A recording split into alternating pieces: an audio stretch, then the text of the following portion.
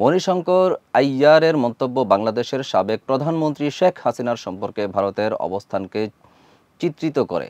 তিনি শেখ হাসিনাকে ভারতে থাকার আহ্বান জানিয়ে বলেছেন, তাকে যতদিন ইচ্ছা সেখানে থাকতে দেওয়া উচিত, কারণ তার সরকার অনেক ভালো কাজ করছে।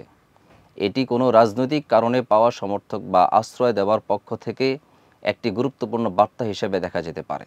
ডেস্ক নিউজে বিস্তারিত জানাচ্ছেন সিদি জান্নাত। শেখ হাসিনার বাংলাদেশ ত্যাগের পেছনে রাজনৈতিক অস্থিরতা এবং আন্দোলনের ঘটনা রয়েছে। তার ভারত যাওয়ার মাধ্যমে রাজনৈতিক পরিস্থিতি আরও জটিল হতে পারে এবং ভারতের সরকারের সঙ্গে সম্পর্কে প্রভাবও পড়তে পারে।